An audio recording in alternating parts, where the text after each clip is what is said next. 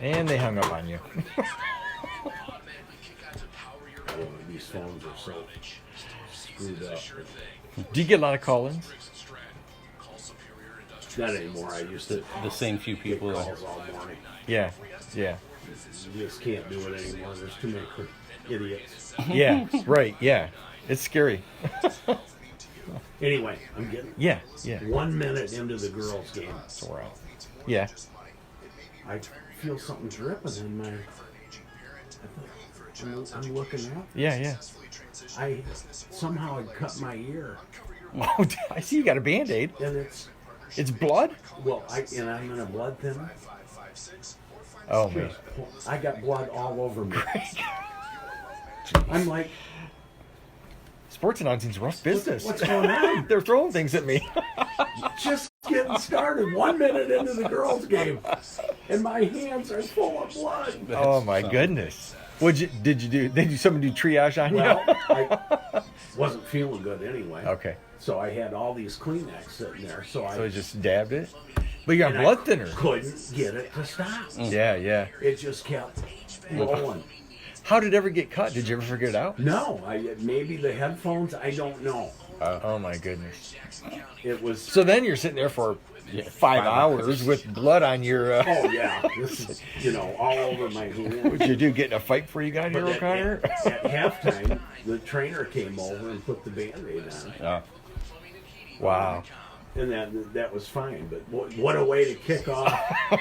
I'm going to sit here in this for 5 hours. Were you by yourself? Yeah. That's rough. Crazy. That's war duty right there when you gotta march on It was through the blood. Through the blood and the guts.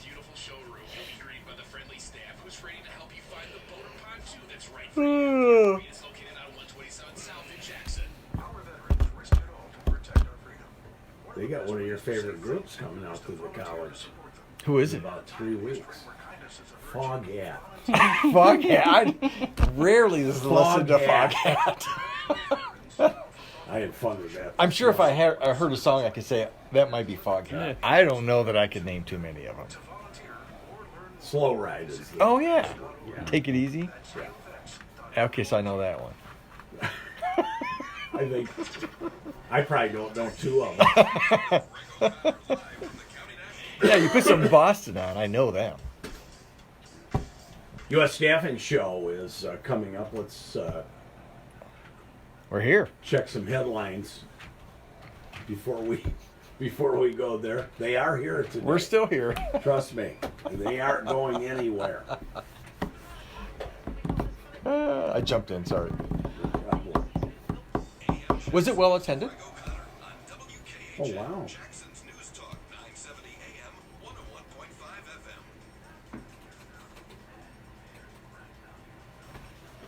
What happened there? Very interesting. They had more people than I thought. I Yeah. mean, it wasn't. Yeah, yeah. I thought there'd be nobody there at 1 o'clock. Yeah. On a But Saturday. actually, the girls Yeah. did a nice. Was Saturday a nice day? Yes. Yeah, So it would have been a wasn't good game. bad. So people may have been outside, or not outside, but doing other things too.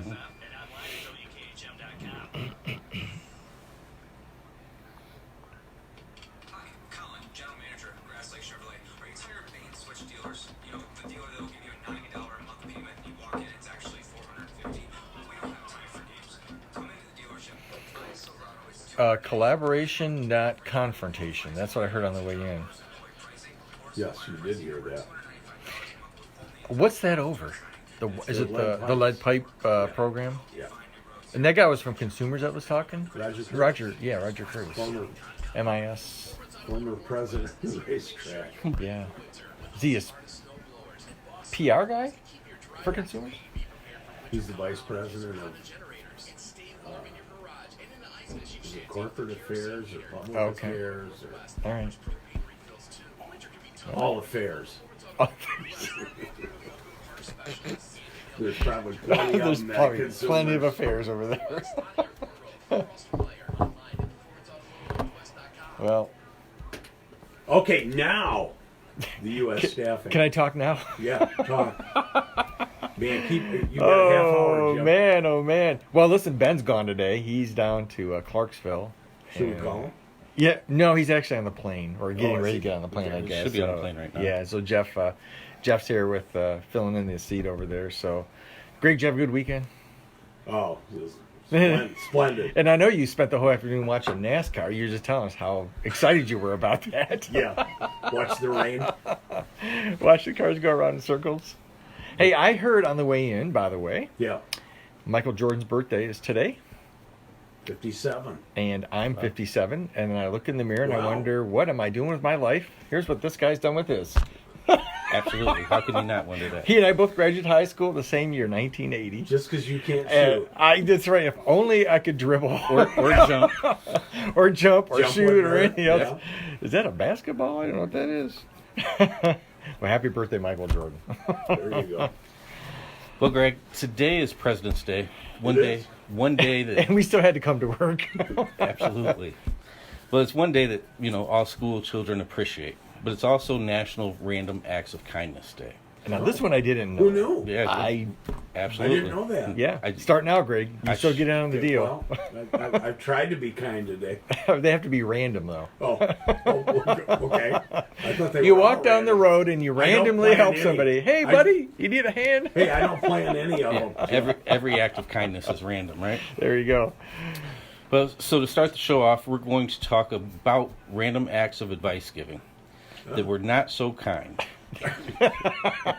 These stories. This is the only stuff that we do. We never do the right stuff. It's always like the Yeah. dark side of it, right? Right. So, taken from boardpanda.com. In the first story, someone said about their dad, when I was little, my dad told me the broken escalator was voice activated. So I spent 10 minutes yelling, "Go up," before he told me it was broken. Yeah, greatly appreciate that one. Oh my goodness. Well, that kid grew up, and here's this next story. Here's what he did. I'm making that up. But here's another one. My first time eating sushi, my good friend told me to take the green stuff, the green stuff, and spread it all over because it tastes better. Well, of course, that green stuff is wasabi, and it's hot. So, I'm sure that somebody's going to eat that. And I'm going on a limb here, and I'm saying that's probably not a good friend. How about this one? I gave a stranger very specific instructions on how to get someplace.